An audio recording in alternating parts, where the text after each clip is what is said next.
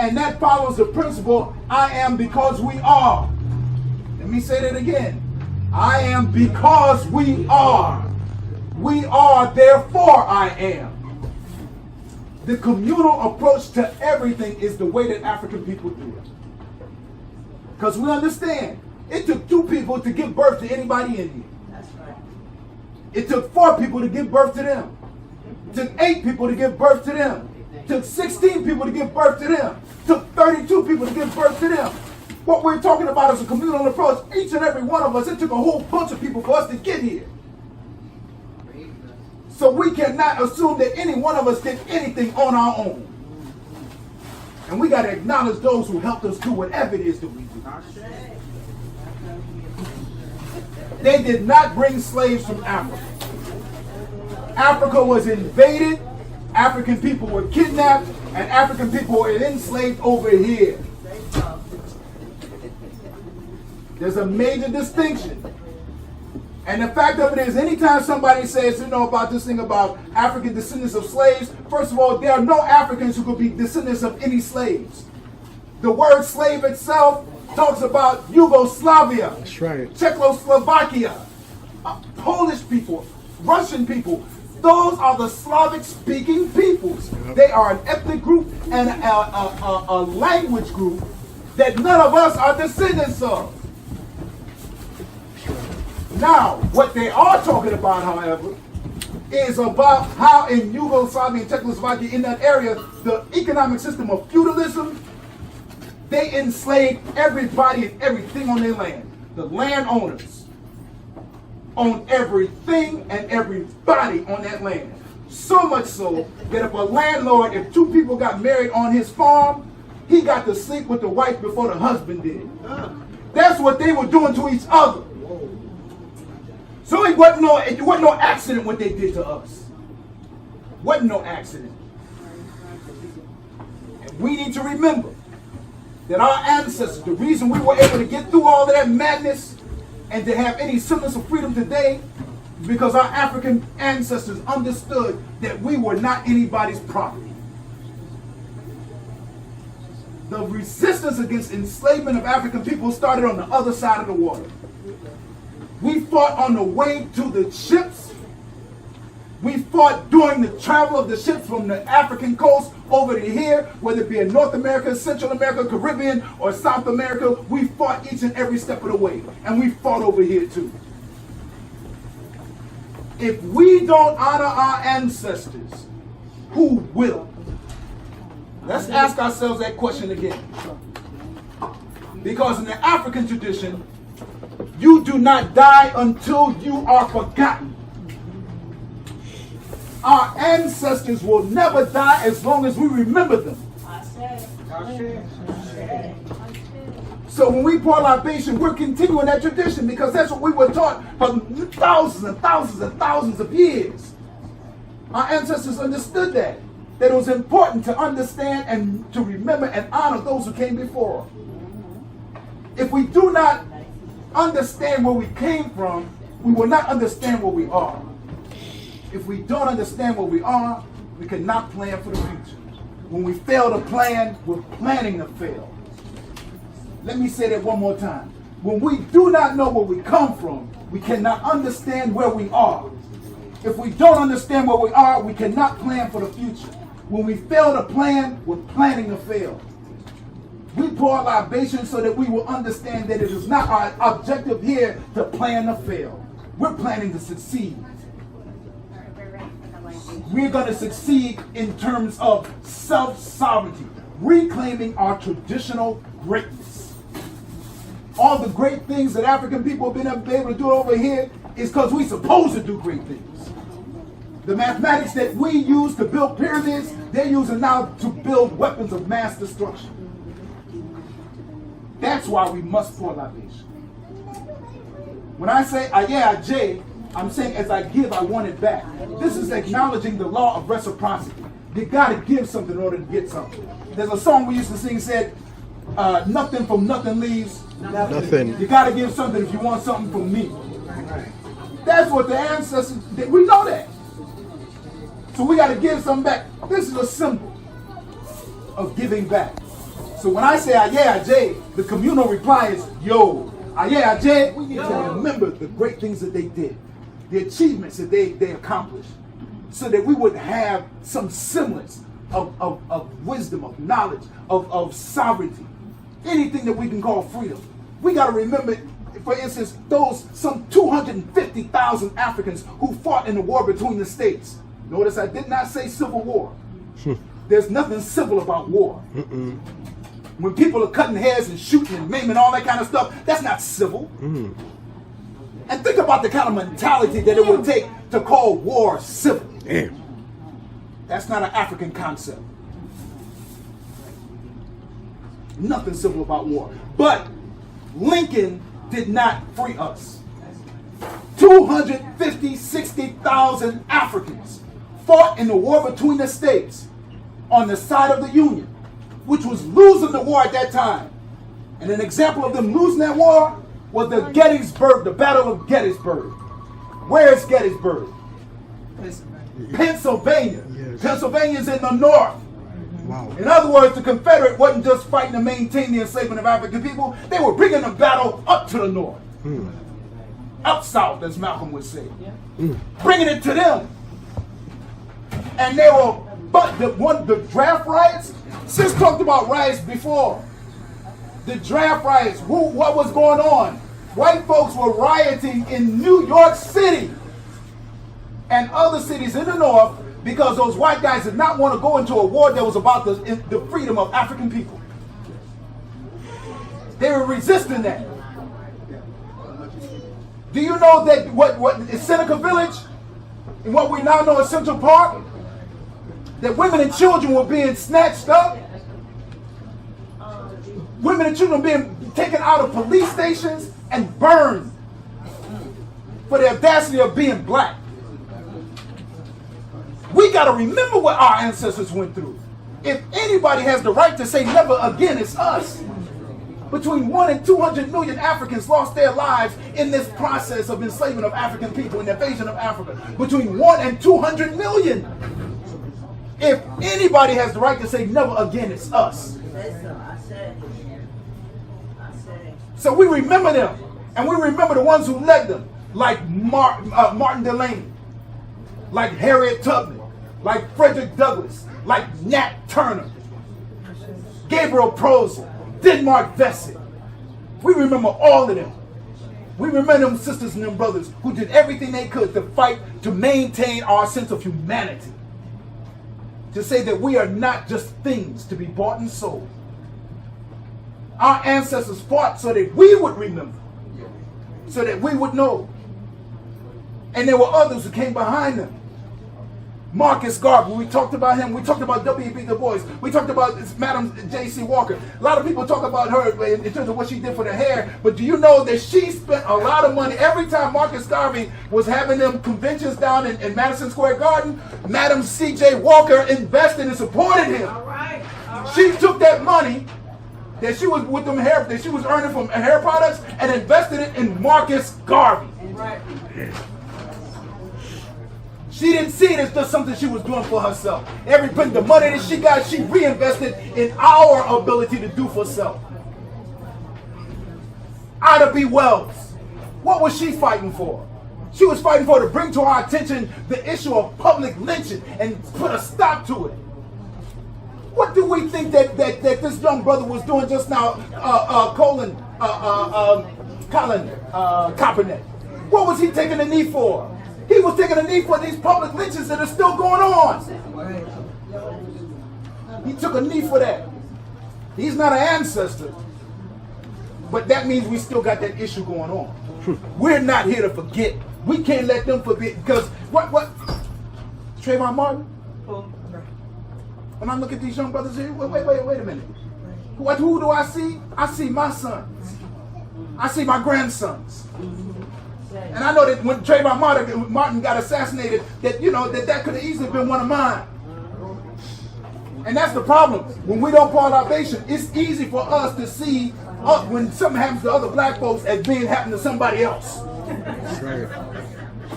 We don't make that connection that it's happened to us. But Malcolm Malcolm reminded us, and every time somebody started talking about, I ain't no African, I ain't no African, I ain't not, Malcolm told us we left our minds in Africa. So we got to honor Malcolm.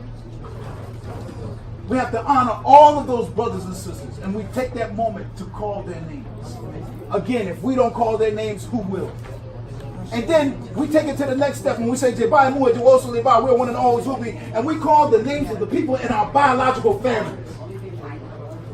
How can I salute the ancestors and not call my mama Catherine Hall's name? She's now with the Egun, the ancestors. I have to call her name. I have to call Bert and George Sanders, her parents. I have to call my grandmother on my father's side, Nancy. I have to call her husband, Joe. I have to call my Uncle William and my Aunt Vera, my Uncle Howard, my great-grandfather, Golden Peace, and Elizabeth Peace, my great-grandmama. If we don't teach these children who they come from, we take a moment now, call their names, and tell their names, tell him the names of his ancestors, who you know, who he should know, so he knows who he comes from. Call their names now. Call their names now. In your family, those who are not physically here, but who you are not going to forget. Jebai Mua Jewosu Liba. Jebai Mua Jewosu Liba. There are a lot of us now who are complaining about what is not being taught in the miseducational apparatuses now called schools. And we complain about them not developing a curriculum to teach our children their history. That ain't their job. That's right. That's right. Let's be clear about that. Even if they are spending our tax money on it. That's right. And we need to fight to make sure that that is redressed. That issue is addressed so that when they take our money, we should be controlling how it's spent in our communities. That's why they fought against community control of the schools in our community. Because they wanted to continue to control the miseducation of our children. That's clear. That's the issue we need to understand. But make no mistake about it. With or without their permission, with or without being in their buildings, it's up to us to teach our children their history. And teach it and the only way we can teach it to them is to study it for ourselves. That's right. That's right. We gotta stop saying, oh, the children gonna do this and the youngsters, they only gonna do what they see us do. And they gonna take it to the next issue. So if we looking at these youngsters and we say, oh, these youngsters, they acting all crazy and all that, they watching us. That's right. They watching us act crazy. Out of our minds. Doing all kind of stupid stuff and doing it like it's the thing to do, normal. We're the ones. We gotta, and the reason we're celebrating Kwanzaa is so that we can begin to reclaim our minds. And once we reclaim our minds, we can change our behavior. Then we can live the principles that we're talking about. So we say, we're one and always will be. We know that your spirit never can die. They say, Baba, where'd you learn that language from? I learned it from one of my teachers, one of my spiritual teachers. Attila Khadijah. This sister was a part of the process of reclaiming traditional African consciousness. Some people ask, well, what language should I learn? Learn any one of them. We got between 1,000 and 2,000 different languages spoken on the African continent. Yeah. Why is it important? Because right now we're also confused that because we speak Ebonics, which is an African language with a European vocabulary, a lot of us don't even want to honor that. That's because we don't know that languages are not defined by vocabulary. Languages are defined by grammar. Grammar is how you pronounce words and the order you put them in order to make sentences. That's right. That's how languages are defined. If English was defined by vocabulary, it would be considered a Roman language. It is not. By grammar, how the words are pronounced and how they're put in order to make sentences, English is a German language. But the overwhelming majority of the vocabulary are Latin and French. Bastardized. Once we know, see, knowledge is powerful. How many of us know the etymology, the history of the word amen? Whether you say amen, I mean, they come from the African word amun. There you go. Kemet. In Kemet, that's what we called it. Now the Greeks call it Egypt. We call it Kemet, land of the blacks. Amun. Amun represented the hidden aspects of the Creator. That which we will never know. That's right. And they put it together with the word Ra. Ra was the symbol of the sun. And people said, oh, them Africans worshiping the sun. No. The sun is a symbol of enlightenment. It's like when you look at a cartoon and one of the characters gets an idea. What goes over their head? A light bulb. That's right. So the sun represents knowledge, an idea.